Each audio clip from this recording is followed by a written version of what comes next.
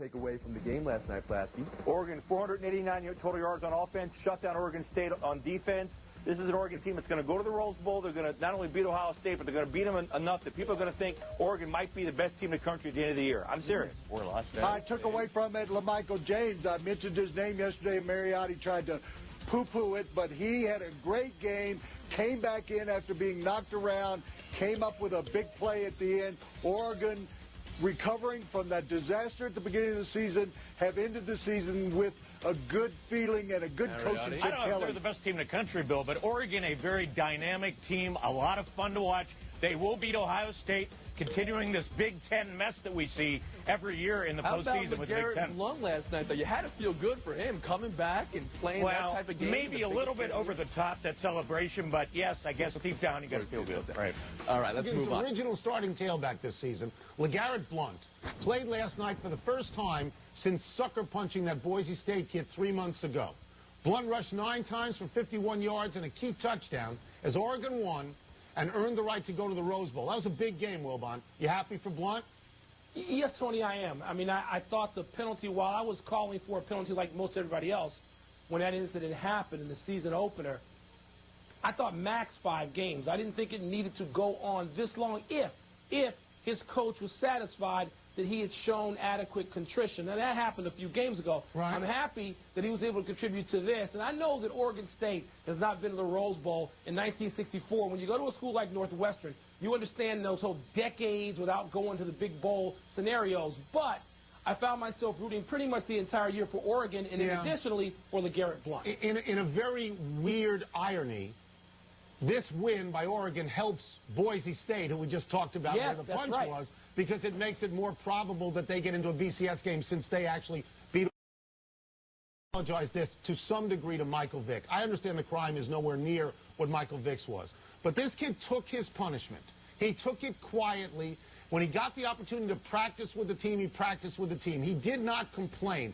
I root for him now because of the way he held up during all of this. Yeah. And I really think it has worked out. And I mean, I think LeGarrette Blount can feel proud of what he's done, and so can the coaches. And Tony, now, unless there's something we don't know, he perhaps gets to play in the Rose Bowl. Sure. All right, after coming off a 51-yard, 1-touchdown rushing performance. That is worked out pretty well. War of the Roses, pitting Ohio State against Oregon. It'll be Chip Kelly in the visor against the sweater vest and Jim Tressel. Ohio State looking to restore some of that Big Ten luster, while Oregon, they're going to rep the Pac-10 in Pasadena for the first time since the 1994 season. And something's going to have to give New Year's Day. Ohio State's defense allows the 5th fewest points per game in the subdivision, but Oregon's offense, they score the 7th most points, and they lead the Pac-10 in rushing. For more and giving us the Oregon perspective, we welcome in Mike Bellotti, the athletic director at Oregon. I still call you Coach, but it's really nice to have you here. All right, Coach, a wild season, maybe the wildest in the country this year at Oregon. How would you grade Oregon football 2009? I'd grade it an A. And again, it could be an A- or an A+, maybe depending on this next game. But the reality is, if you told me after the Boise State game that we're going to go to the Rose Bowl, I'd have said, I'm not sure. Let me wait on that one a little bit. You coached for a long time, and this was the first year that you moved upstairs, and it was a little different view. What was it like for you? You know, it was tough sometimes. You missed the game in terms of the reality. I missed it Friday nights, Saturdays, the competition, and Sunday morning. I didn't miss it Monday through Thursday. I missed the camaraderie of the players and coaches.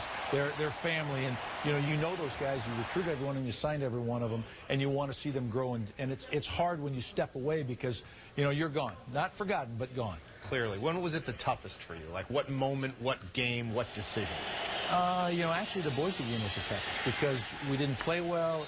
You're powerless. You don't have a chance to really affect the game at all.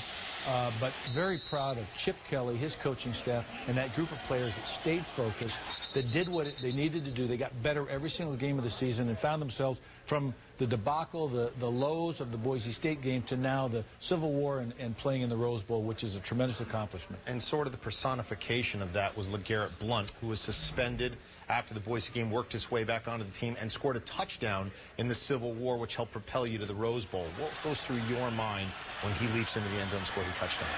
I'm very happy and pleased for him. I think it's been one of those deals that some people look at as a negative. I see it as a huge positive in terms of a young man turning his life around, changing the image of the one night to a very positive contributor for the team. Worked very, very hard, both in the community and as a student, to really do all the things that was asked him, to earn the respect of his teammates and the people at the University of Oregon and the city of Eugene. And they didn't turn their back on him. We didn't turn our back. He didn't turn his back. He said, I want to stick with it. I put a Heisman Trophy ballot in front of you. Who gets the vote?